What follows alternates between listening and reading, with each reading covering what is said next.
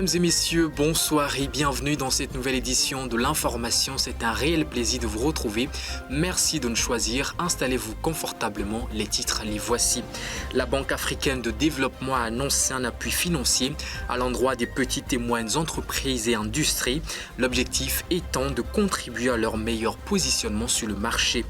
Nous parlerons également économie. Les prévisions en termes de recettes non fiscales semblent être loin d'atteindre cette année. Celle du premier trimestre de l'année en cours se chiffre seulement à environ 5 milliards de francs CFA. Les explications ainsi que d'autres détails à suivre dans cette édition. Puis à l'international, alors que des voix se multiplient au sein de la communauté internationale pour un rétablissement de l'ordre constitutionnel au Niger, la junte militaire au pouvoir dans le pays a annoncé la nomination d'un nouveau Premier ministre. Le poste est désormais occupé par Ali Mahaman Lamine Zaïn. Aussi, Port-au-Prince, la capitale haïtienne, a été le théâtre d'une manifestation ce lundi. Des milliers de personnes, le visage couvert, sont descendues dans les rues de la ville pour réclamer une meilleure sécurité. Le pays est en proie à de violents gangs, auteurs de pillages de certains quartiers. C'est tout pour les grandes lignes de ce soir. Restez avec nous, les développements, c'est tout de suite. Sujet politique à l'entame de cette édition, un nouveau regroupement de citoyens, d'organisations de la société civile, mais également de partis politiques vient de voir le jour au Togo. Il s'agit du GMC, le grand mouvement citoyen de la refondation, qui veut entre autres redonner au peuple national l'espoir, la joie et la fierté d'être togolais. Plus de précisions sur cette nouvelle entité dans ce reportage de Promise Pomebe commenté par Kofi Légué. Nous promettons d'apporter suffisamment d'espoir d'ici 2025 pour le peuple togolais. En dépit de toutes les entraves, le grand mouvement va sillonner tout le pays et travailler au respect des droits humains, dénoncer et apporter la démocratie et l'état de droit au Togo. Fin de citation. Il s'agit des propos du professeur David Dossé, coordonnateur du grand mouvement citoyen pour la refondation GMC, le tout nouveau regroupement citoyen qui vient de voir le jour au Togo. L'initiative regroupe plusieurs organisations de la société civile, mais aussi des formations politiques. Elle serait le fruit d'un processus de concertation qui a duré quelques mois entre les différentes entités qui ont dû faire face à d'embûches. Selon les premiers responsables du GMC, il est question d'un mouvement apolitique et dénudé de toute alliance électorale, un groupe de veille, de réflexion et d'interpellation. Instaurer les conditions d'organisation des élections libres, transparentes et équitables, œuvrer au développement économique, social et culturel, à l'émergence d'une souveraineté politique, économique, financière et culturelle, et pour finir à la promotion d'une intégration sous-régionale et continentale impliquant les populations sont les missions que se donne le GMC, ouvert à tout citoyen, partis politiques ou encore toute organisation de la société civile partageant les mêmes objectifs. L'entité se veut un mouvement de mobilisation et de citoyenneté. Voyant le jour à un moment où les Togolais semblent désintéressés de la chose politique, le GMC réussira-t-il à tenir toutes ses promesses? Une question à laquelle l'on saura répondre qu'avec le temps.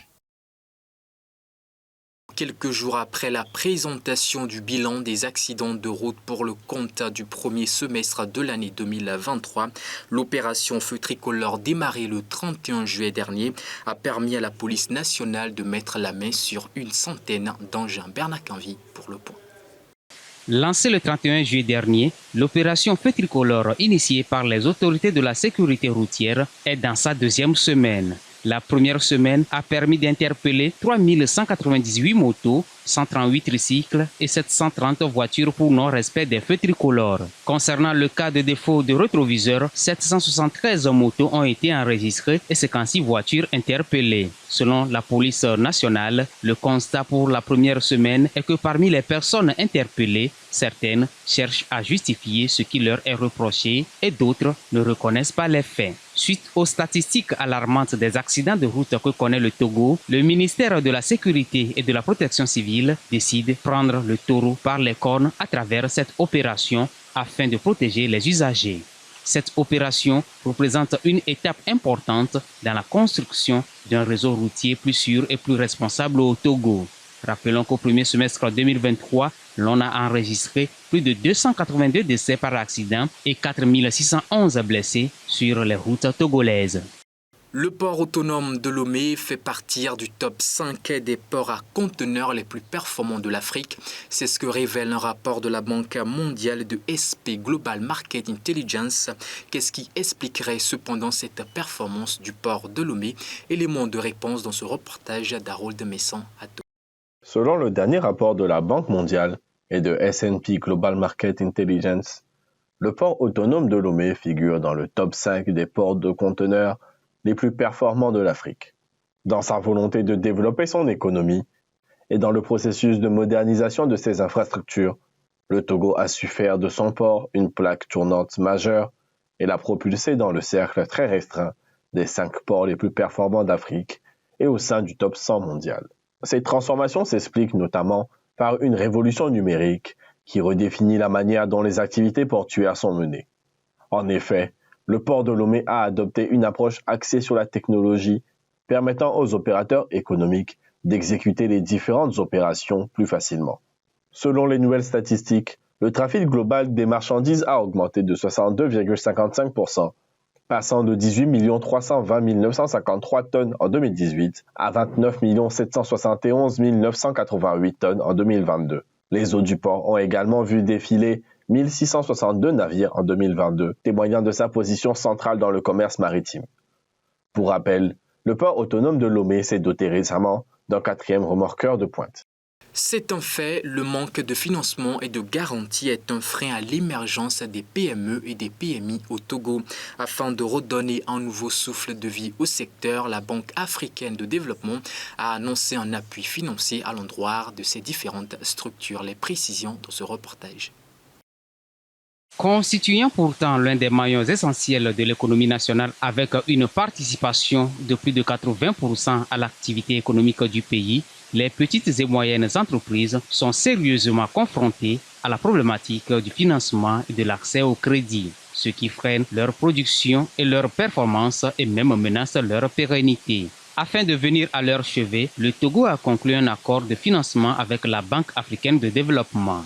Il s'agit pour la BAD de financer les projets d'accompagnement des jeunes hommes et femmes entrepreneurs sur les chaînes de valeur créatrices d'emplois pour un montant de 28,1 milliards de francs CFA. Cet appui de la BAD vise à renforcer les compétences entrepreneuriales des jeunes, à accroître la compétitivité des TPME dirigées par des jeunes, ainsi qu'à augmenter le volume des financements accordés aux jeunes entrepreneurs. Soulignons que le manque de financement constitue un véritable frein au développement du secteur qui se confronte à de nombreuses contraintes qui limitent son développement et l'empêchent de devenir plus tard le secteur champignon. Parlons économie à présent. En termes de ressources et de budget de l'État, les recettes non fiscales ont baissé au cours des 3 premiers mois de l'année 2023. Qu'est-ce qui expliquerait cette situation? Élément de réponse dans ce reportage. Pour le compte du premier trimestre de l'année en cours, les recettes non fiscales, par lesquelles on entend les revenus du domaine de l'État en dehors des taxes et impôts, sont en baisse.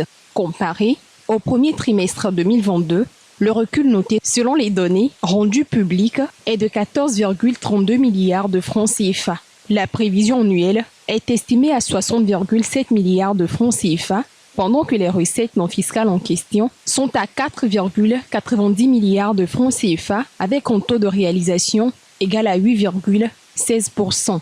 Comme cause de cette baisse est noté le non-recouvrement des dividendes et des commissions sur transfert de la BCEAO au cours de la période sous revue.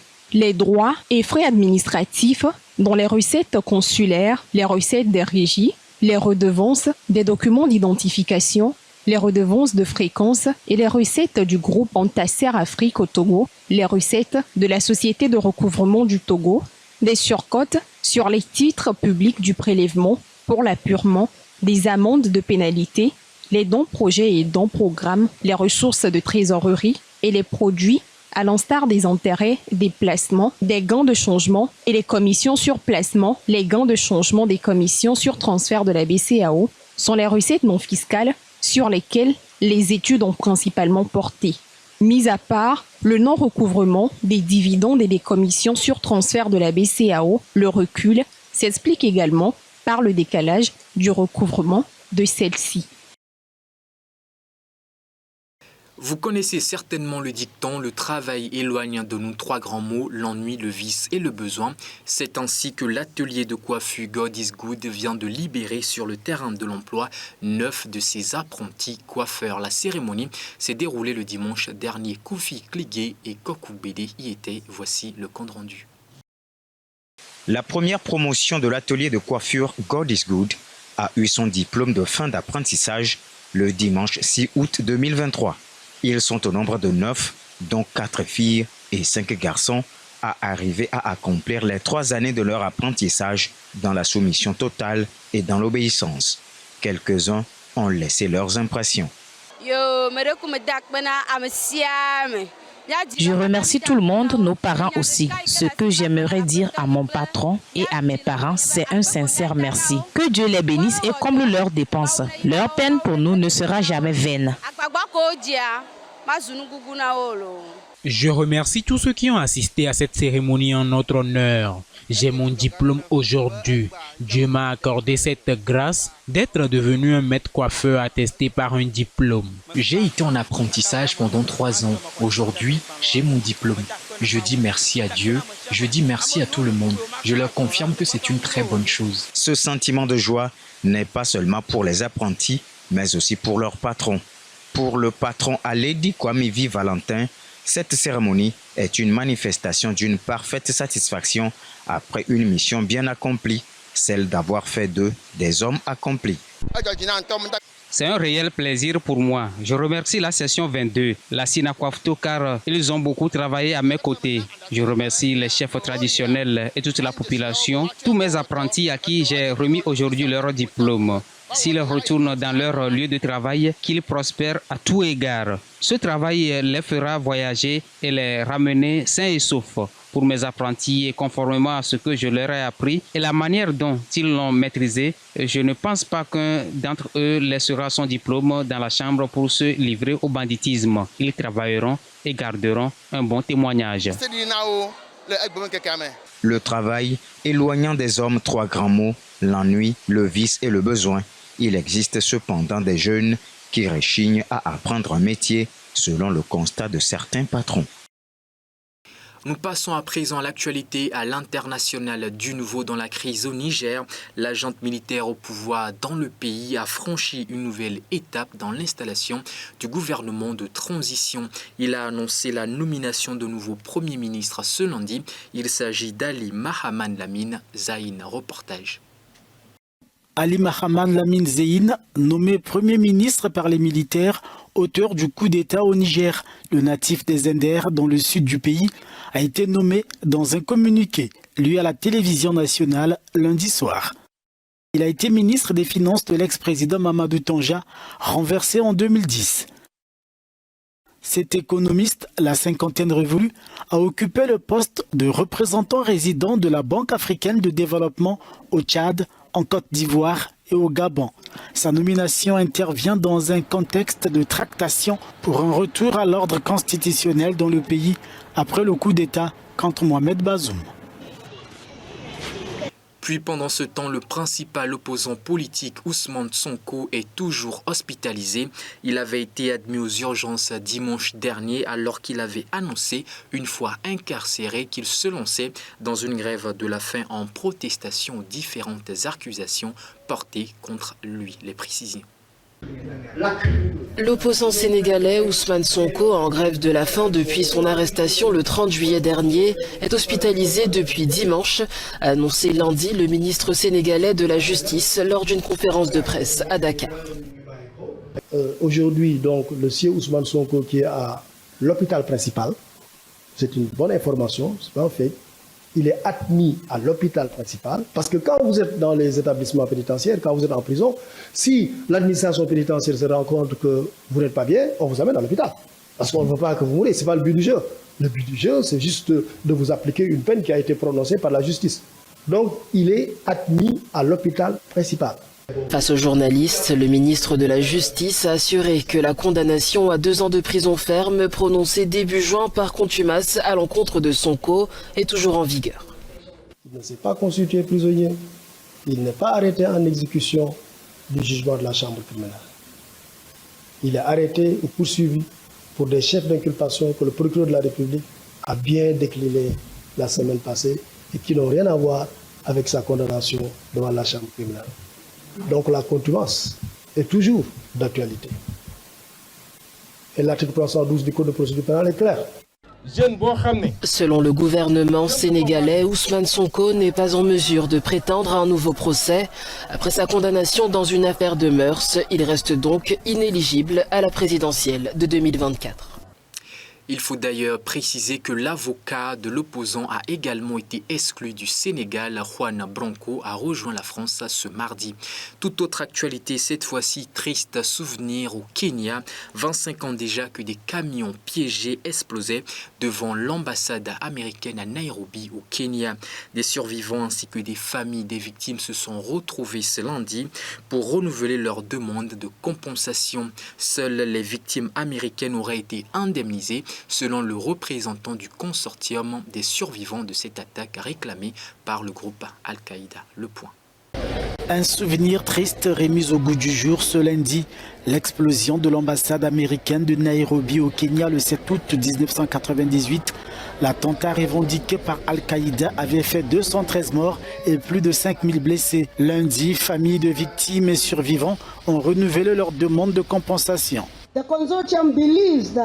Le consortium pense que les efforts attireront l'attention du monde sur la grande injustice et la pratique discriminatoire du gouvernement des États-Unis, qui n'a indemnisé que ses propres citoyens, ses employés et les entrepreneurs tierces qui ont été touchés par le bombardement.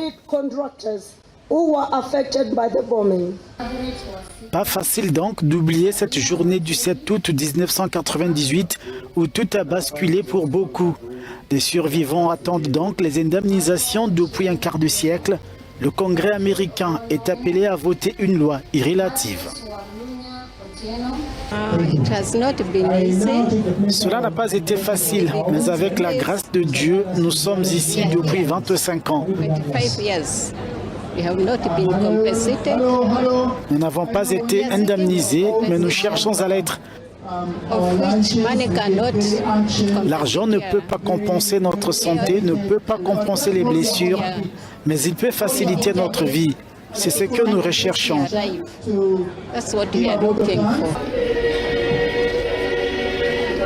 La plupart des morts et des blessés étaient des passants ou des employés de bureau dans des immeubles voisins de l'ambassade où 44 personnes, dont 12 Américains, avaient été tuées.